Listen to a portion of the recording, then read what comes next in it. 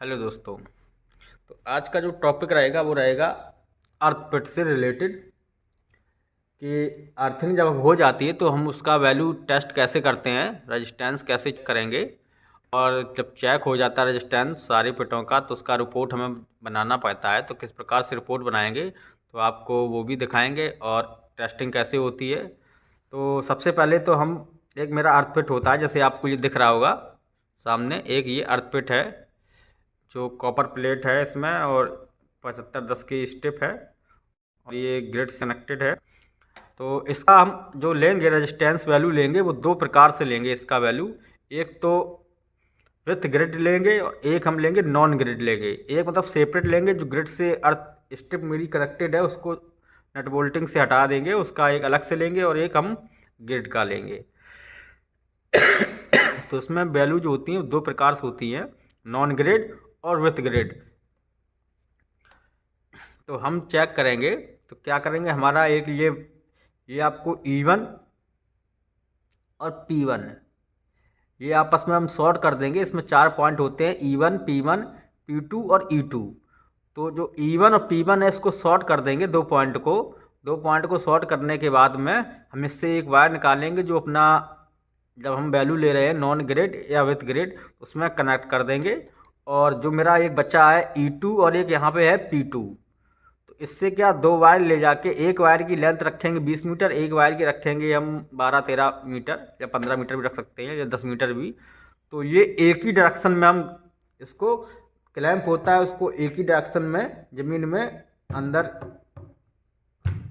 सरिया के थ्रू अंदर कर देंगे, उसमें वायर कनेक्टेड कर देंगे। तो फिर हम यहाँ से ये मेरा टेस्ट बटन दिया गया है, ये टेस्ट बटन है। तो इसको ये यहाँ पे रेटिंग दी है कि 10 ओम्स और इधर 100 ओम्स। तो हम 10 ओम्स पे कर देंगे, इधर ऑन कर देंगे। इसके बाद में हम ये सारी कनेक्शन कर लेंगे।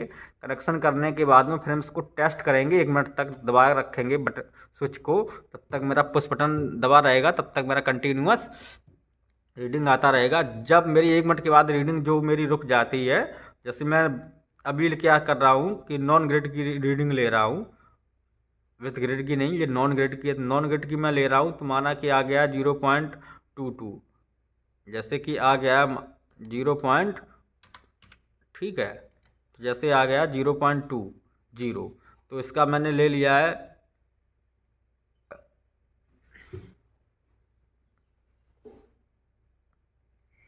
एक चीज़ और जान लेते हैं कि जो विथ ग्रिड का वैल्यू होता है वो थोड़ा कम आता है, और जो नॉन ग्रिड होता है जिसमें कोई हमारा अर्थ स्ट्रिप कनेक्टेड नहीं है अर्थपिट में, तो उसका वैल्यू हमारा 1 ओम तक रहता है, जितना भी है 1 ओम्स। तो आपका जो वैल्यू है 10 ओम से आपका मतलब 5 ओम से जितना कम रहेगा उतना बहुत अच्छा मतलब क्वालिटी है अर्थपिट का, अर्थिंग का आपका बहुत अच्छा क्वालिटी है। तो ये तो जान लेंगे कि जैसे ये वैल्यू इसमें देखो आ रही है। अब मैं ये तो हो गया टेस्टिंग का प्रोसीजर कि कैसे हम करते हैं। टेस्ट बटन दबा के रखेंगे तो ये जितना मेरा वैल्यू आएगा नॉन ग्रिड या विथ ग्रिड का तो वो हम नोट कर लेंगे। इसी प्रकार से स्टेप बाय स्टेप सभी अर्थपिट का हम टेस्टिंग करेंगे, रेजिस्टेंस टेस्ट करेंगे। अब हम चलते हैं रिपोर्ट की तरफ। तो रिपोर्ट हमें बनानी है तो हम किस प्रकार से बनाएंगे इसका, तो जैसे कि मैंने रिपोर्ट बना रखी साइट टेस्ट रिपोर्ट। सबसे पहले अर्थपिट रेजिस्टेंस मेजरमेंट, इसके बाद क्लाइंट नेम डालेंगे, कंसल्टेंट नेम डालेंगे, कॉन्ट्रैक्टर नेम, और जो प्रोजेक्ट मेरा है उसका नेम डाल देंगे। रिपोर्ट नंबर 1 2 3 4 6 जितनी भी रिपोर्ट हैं, जैसे आपके जितने भी पिट एक ही, ये देखिए आपको मैं दिखा रहा हूँ, ऑल कनेक्टेड अर्थ पिट ग्रिड, मतलब जितने भी ग्रिड में आपके अर्थ पिट कनेक्टेड हैं उसका आप एक रिपोर्ट बना लीजिए। अब जैसे ट्रांसफार्मर हो गया, उसका देखिए आप न्यूट्रल का अलग होता है और बॉडी का अर्थिंग अलग होता है, तो एक तो वो सेपरेट रहेगा उसका रिपोर्ट आपका। जैसे हाई मास्ट हो गया उसका भी आप सेपरेट रख सकते हो, या जैसे यूपीएस सिस्टम हो गया, इंस्ट्रूमेंट का हो गया, तो इन सब का अलग भी रख सकते हो। जो क्योंकि जो भी आउटपुट मेरा सेपरेट रहेगा उसका एक सेपरेट रिपोर्ट बनेगा, जो ग्रिड में कनेक्टेड रहेंगे उसका एक रिपोर्ट अलग बना सकते हैं आप।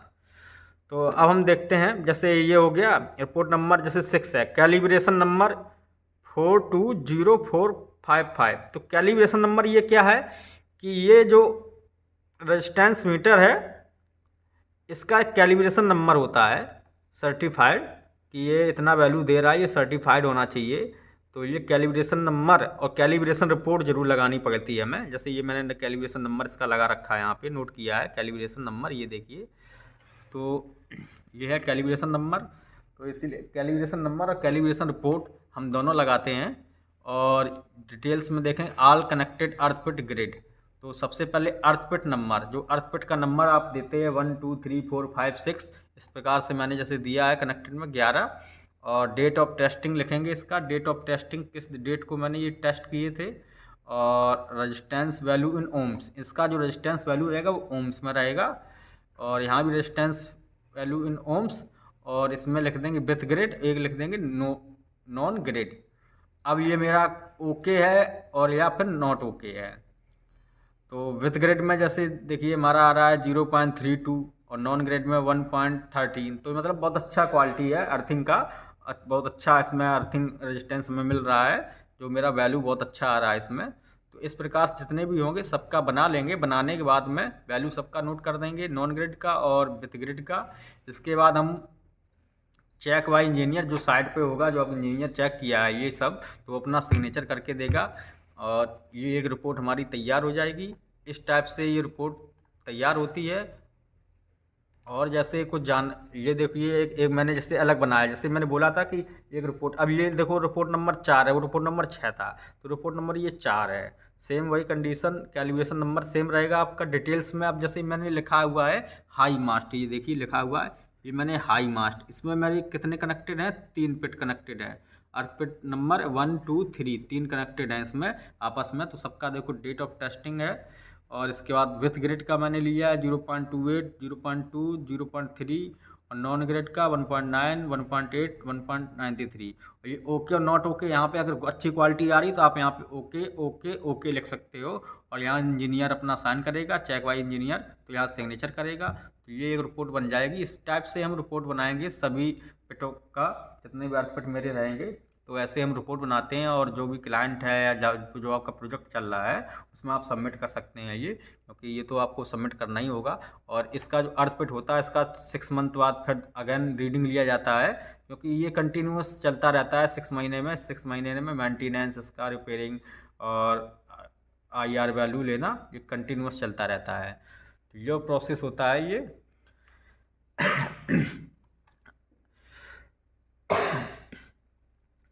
तो ये प्रोसेस होता है अर्थिंग का।